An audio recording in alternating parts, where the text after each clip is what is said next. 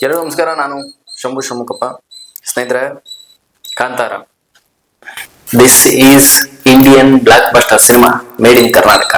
ಬಂದದ್ ಸ್ವಲ್ಪ ತಡ ಆಯ್ತಾ ಅಂತ ಅಲ್ಲ, ಈಗ ತಾನೇ ಸಿನಿಮಾ ನೋಡ್ಕೊಂಬಂದೆ. ಖಂಡಿತ ಕರ್ನಾಟಕದ ಹೆಮ್ಮೆ, ಕನ್ನಡದ ಹೆಮ್ಮೆ, ಕನ್ನಡ ಚಿತ್ರರಂಗದ ಹೆಮ್ಮೆ. ಕಾಂತಾರ ಬರೀ ಕಥೆ ಅಲ್ಲ, ಕನ್ನಡ ಚಿತ್ರರಂಗದ ಇತಿಹಾಸದಲ್ಲಿ ಇದೊಂದು ದಂತಕಥೆ. ಸ್ನೇಹಿತರೆ, ರಿಷಬ್ ಶೆಟ್ಟರ್ ಬಗ್ಗೆ ಇಲ್ಲಿ ಖಂಡಿತ ಎರಡು ಪ್ರಶ್ನೆ ಉದ್ಭವ ಆಗುತ್ತೆ. ಒಂದು, ರಿಷಬ್ ಶೆಟ್ರು ದೈವನ ಆಹ್ವಾನ ಮಾಡ್ಕೊಂಡಿರ್ಬೇಕು ಒಂದು. ಇನ್ನೊಂದು, ದೈವನೇ ನನ್ನೊಂದು ಕಥೆನ ಜಗತ್ತಿಗೆ ಹೇಳೋದಿದೆ, ನಿನ್ ಕಡೆಯಿಂದ ಅದಾಗ್ಲಿ ಬಾರಪ್ಪ ಅಂತೇಳಿ ಅವ್ರ ಊರಿಗೆ ಅವ್ರನ್ನ ಕರ್ಸ್ಕೊಂಡು ಈ ಕತೆ ಮಾಡಿಸ್ಕೊಂಡಂಗಿದೆ. ಒಬ್ಬ ನಿರ್ದೇಶನ ಜೊತೆಗೆ ನಟನೆ ಮಾಡ್ಕೊಂಡು ಈ ತರದೊಂದು ಲಾರ್ಜ್ ಸ್ಕೇಲ್ ಸಿನಿಮಾ ಮಾಡಿ ಎಲ್ರ ಜೊತೆಗೆ ಸೈ ಅನ್ಸ್ಕೊಳ್ಳೋದಿದೆಯಲ್ಲ, ಅದು ಸುಮ್ಮನೆ ತಮಾಷೆ ಅಂತ ವಿಚಾರ ಅಲ್ಲ. ರಿಷಬ್ ಶೆಟ್ರ್ ಬಗ್ಗೆ ನ್ಯಾಷನಲ್ ಅವಾರ್ಡ್ ಅಲ್ಲ, ಇನ್ನು ಯಾವ್ಯಾವ ಅವಾರ್ಡ್ಗಳಿದೆ ಎಲ್ಲದನ್ನು ಕೊಟ್ಟರು ಅವ್ರಿಗೆ ಕಡಿಮೆನೆ ಅಂತ ನನಗನ್ನಿಸ್ತಿದೆ ಸಿನಿಮಾ ನೋಡಾದ್ಮೇಲೆ. ಸ್ನೇಹಿತರೆ, ಕಾಂತಾರ ಸಿನಿಮಾ ಏನ್ ನೋಡಿದ್ರೆ ನೀವು, ಅದ್ರ 10 ಪಟ್ಟು ಸಿನಿಮಾ ಕಾಂತಾರ ಚಾಪ್ಟರ್ 1 ಇದೆ. ಸುಮ್ಮನೆ ಈ ಮಾತು ಹೇಳ್ತಿಲ್ಲ, ಇಡೀ ಕರ್ನಾಟಕ ಕೊಂಡಾಡ್ತಿದೆ, ಇಡೀ ದೇಶ ಕೊಂಡಾಡ್ತಿದೆ, ಇಡೀ ಜಗತ್ತು ಕೊಂಡಾಡ್ತಿದೆ. ಸ್ನೇಹಿತರೆ, ಖಂಡಿತ ಸಿನಿಮಾದಲ್ಲಿ ಯಾವ ವಿಚಾರದ ಬಗ್ಗೆ ಮಾತಾಡ್ಬೇಕು ಹೇಳಿ. ಕಾಂತಾರ ಸಿನಿಮಾ ಆದ ತಕ್ಷಣ ರಿಷಬ್ ಶೆಟ್ರು ಮತ್ತೆ ಅವರ ತಂಡ ಪ್ರೀ ಪ್ರೊಡಕ್ಷನ್ಗೆ 1 ವರ್ಷ ಟೈಮ್ ತಗೊಂಡಿದ್ದಾರೆ. 2022ರಿಂದ 2023ವರೆಗೂ 1 ವರ್ಷ ಟೈಮ್ ತಗೊಂಡಿದ್ದಾರೆ. ಅದಾದ ನಂತರ ಸಿನಿಮಾವನ್ನು ಶುರು ಮಾಡಿದ್ದು 23ರಿಂದ 25 ಒಳಗಡೆ 2 ವರ್ಷದಲ್ಲಿ ಈ ತರದ ಒಂದು ಸಿನಿಮಾ, ಲಾರ್ಜ್ ಸ್ಕೇಲ್ ಸಿನಿಮಾ ಮಾಡ್ಕೊಂಡ್ಬಾರ್ದು ಅಂದ್ರೆ ಸುಮ್ಮನೆ ತಮಾಷೆ ಸಂಗತಿ ಅಲ್ಲ. ಈ ಅಪ್ಪನ ಶಕ್ತಿ ಎಷ್ಟಿರ್ಬೋದು ಅನ್ನೋದು ನನಗೆ ಒಂದು ಕ್ಷಣಕ್ಕೆ ಚಿತ್ರರಂಗದಲ್ಲಿ ಒಂದಿಷ್ಟು ಕೆಲಸ ಮಾಡಿರೋದ್ರಿಂದ ನನಗೆ ಗೊತ್ತಿದೆ ಕಷ್ಟಗಳು, ಅವರು ನಿರ್ದೇಶಕರು ಪಡುವಂತ ಕಷ್ಟಗಳು, ಅವೆಲ್ಲ ಹೆಂಗೆ ಇವರು ಅಚೀವ್ ಮಾಡಿದಾರೆ ಅನ್ನೋದು ನಂಬಕ್ಕಾಗ್ತಿಲ್ಲ. ಖಂಡಿತ ಇದೊಂದು ದೈವ ಸಂಕಲ್ಪವಿಲ್ಲದೆ ಕಾಂತಾರ ಸಿನಿಮಾ ಆಗ್ಲಿಕ್ಕೆ ಚಾನ್ಸೇ ಇಲ್ಲ. ಇದನ್ನ ಬರ್ದಿಟ್ಕೊಳ್ಳಿ ನೀವು. ಖಂಡಿತ ನಾನು ಯಾಕೆ ಈ ಮಾತನ್ನ ಹೇಳ್ತಿದ್ದೀನಿ ಅಂದ್ರೆ, ಒಂದು ಸಿನಿಮಾ ಇಷ್ಟು ದೊಡ್ಡ ಸ್ಕೇಲ್ ಅಲ್ಲಿ ಈ ತರದ ಒಂದು ಸಿನಿಮಾ, ಖಂಡಿತ ಕನ್ನಡದ ಬಾಹುಬಲಿ. ಯಾವ ವಿಭಾಗದ ಬಗ್ಗೆ ಮಾತಾಡ್ಬೇಕು ಹೇಳಿ? ಸಿನಿಮಾ ಮೇಕಿಂಗ್ ಬಗ್ಗೆ ಮಾತಾಡ್ತೀರಾ, ಬ್ಯಾಕ್ ಗ್ರೌಂಡ್ ಮ್ಯೂಸಿಕ್ ಬಗ್ಗೆ ಮಾತಾಡ್ತೀರಾ, VFX CG ಬಗ್ಗೆ ಮಾತಾಡ್ತೀರಾ, ಅಥವಾ ಈ ಕಲಾವಿದರುಗಳ ಬಗ್ಗೆ ಮಾತಾಡ್ತೀರಾ, ಯಾವ ವಿಚಾರದ ಬಗ್ಗೆ ಮಾತಾಡ್ತೀರಾ? ಪ್ರತಿಯೊಬ್ಬ ಕಲಾವಿದರು ಅದ್ಭುತವಾಗಿ ಆಕ್ಟ್ ಮಾಡಿದ್ದಾರೆ, ಅದರಲ್ಲಿ ಎರಡನೇ ಮಾತಿಲ್ಲ. ಅದರ ಜೊತೆಗೆ ಸಿನಿಮಾದ ಮೇಕಿಂಗ್ ಅರವಿಂದ್ ಕಶ್ಯಪ್ ಅವರು ಅದ್ಭುತವಾದಂತ ಮೇಕಿಂಗ್ ಮಾಡ್ಕೊಟ್ಟಿದ್ದಾರೆ. ನಮ್ಮ ಅಜನೇಶ್ ಲೋಕನಾಥ್ ಅವರು ಅದ್ಭುತವಾದಂತ ಮ್ಯೂಸಿಕ್ ಮಾಡಿದ್ದಾರೆ.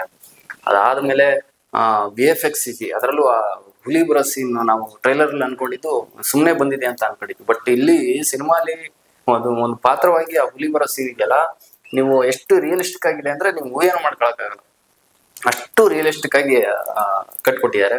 ಅದರ ಜೊತೆಗೆ ಖಂಡಿತ ರಿಷಬ್ ಶೆಟ್ರ ಪರ್ಫಾರ್ಮೆನ್ಸ್, ನೀವು ಈ ಇಂಟರ್ವಲ್ ಬ್ಲಾಕ್ ಅಲ್ಲಿ ಮತ್ತೆ ತಿರ್ಗಾ ಪ್ರೀ ಕ್ಲೈಮ್ಯಾಕ್ಸ್ ಅಲ್ಲಿ ಮತ್ತೆ ಕ್ಲೈಮ್ಯಾಕ್ಸ್ ಅಲ್ಲಿ ಈ 3 ಜಾಗದಲ್ಲೂ ರಿಷಬ್ ಶೆಟ್ರು ದೈವವನ್ನ ಆಹ್ವಾನ ಮಾಡ್ಕೊಂಡಿದ್ದಾರೆ, ಅಥವಾ ದೈವನೇ ಅವ್ರಿಗೆ ಅಸ್ತು ಅಂದಿದೆ.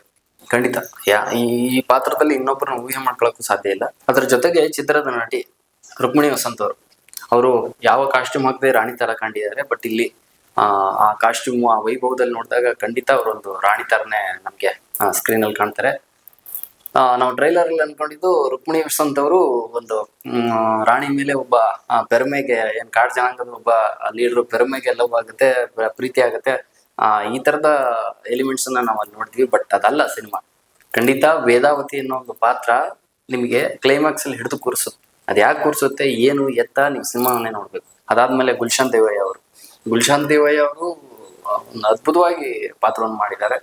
ಅದರಲ್ಲೂ ಪ್ರೀ ಕ್ಲೈಮ್ಯಾಕ್ಸ್ ಅಲ್ಲಿ ಅವರು ಕಾಡಿಗೆ ಹೋಗುವ ಒಂದು ಸೀಕ್ವೆನ್ಸ್ ಬರುತ್ತೆ. ಆ ಸೀಕ್ವೆನ್ಸ್ ಅಲ್ಲಿ ಆಗುವಂತ ಒಂದಿಷ್ಟು ಎಲಿಮೆಂಟ್ಸ್, ಆ ಫೈಟು, ಯಪ್ಪ ಖಂಡಿತ ಇದೇ ಕ್ಲೈಮ್ಯಾಕ್ಸ್ ಅಂತ ಆಡಿಯನ್ಸಿಗೆ ಖಂಡಿತ ಅನ್ಸುತ್ತೆ.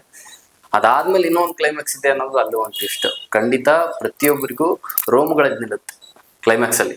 ಸಿನಿಮಾದಲ್ಲಿ 1 ಅಲ್ಲ 2 ಅಲ್ಲ 3 ಕ್ಲೈಮ್ಯಾಕ್ಸ್ ಗಳನ್ನ ನೀವು ಇಲ್ಲಿ ಕಾಣ್ಬೋದು. ಒಂದು ಇಂಟರ್ವಲ್ ಬ್ಲಾಕ್ ಏನಿದೆ ಅದು ಒಂದು ಕ್ಲೈಮ್ಯಾಕ್ಸ್, ಅದಾದ್ಮೇಲೆ ಪ್ರೀ ಕ್ಲೈಮ್ಯಾಕ್ಸ್ ಒಂದಿದೆ, ಅದಾದ್ಮೇಲೆ ಕ್ಲೈಮ್ಯಾಕ್ಸ್. ಪ್ರೀ ಕ್ಲೈಮ್ಯಾಕ್ಸ್ ಎಷ್ಟೋ ಆಡಿಯನ್ಸ್ ಇದೇ ಕ್ಲೈಮ್ಯಾಕ್ಸ್ ಅಂತ ಅನ್ಕೋತಾರೆ, ಅಷ್ಟು ಅದ್ಭುತವಾಗಿದೆ ಸಿನಿಮಾ. ಇನ್ನೊಂದು ನಾನು ಇಲ್ಲಿ ಮೆನ್ಷನ್ ಮಾಡ್ಲೇಬೇಕು, ನಮ್ಮ ಫೈಟ್ ಮಾಸ್ಟರ್ ಅರ್ಜುನ್ ಮಾಸ್ಟರ್. ನಾನು ಅವರ ಕೆಲಸವನ್ನ ಹತ್ತಿರದಿಂದ ನೋಡಿದ್ದೆ. ನಮ್ಮ ವೀರಂ ಸಿನಿಮಾ ಟೀಮ್ ಕಡೆಯಿಂದ ನನಗೆ ಅವ್ರ ಜೊತೆ ಕೆಲಸ ಮಾಡುವಂತ ಒಂದು ಅವಕಾಶ ಸಿಕ್ಕಿತ್ತು. ಆ ಮನುಷ್ಯನಲ್ಲಿ ಈ ತರದ ಒಂದು ಶಕ್ತಿ ಇದೆ ಅಂತ ಖಂಡಿತ ನಾನು ಅನ್ಕೊಂಡಿರ್ಲಿಲ್ಲ. ಮಾಸ್ಟರ್ ಅದ್ಭುತವಾಗಿ ಫೈಟ್ ಕಂಪೋಸ್ ಮಾಡಿದೀರಾ, ಖಂಡಿತ ಹ್ಯಾಟ್ಸ್ ಆಫ್ ನಿಮ್ಗೆ. ಇದ್ರ ಜೊತೆಗೆ ರಾಕೇಶ್ ಪೂಜಾರಿ ಅವರು, ನಾವು ಮೊನ್ನೆ ಅವ್ರನ್ನ ಕಳ್ತ್ಕೊಂಡ್ವಿ. ಸ್ನೇಹಿತರೆ ಅವರು ಈ ಸಿನಿಮಾಲಿ ಒಂದು ಒಳ್ಳೆ ಸ್ಪೇಸ್ ಸಿಕ್ಕಿದೆ ಅವರಿಗೆ. ಇದ್ದಿದ್ರೆ ಇಲ್ಲಿಂದ ಒಂದಿಷ್ಟು ಸಿನಿಮಾಗಳು ಪಾಪ ಅವ್ರಿಗೆ ಒಂದು ಲೈನಪ್ ಬೇರೆ ತರದ ಲೈನಪ್ ಆಗ್ತಿತ್ತು. ಅವ್ರನ್ನ ಕಳ್ಕೊಂಡಿದ್ವಿ ನಾವು, ವಿಷಾದಕರ ಸಂಗತಿ.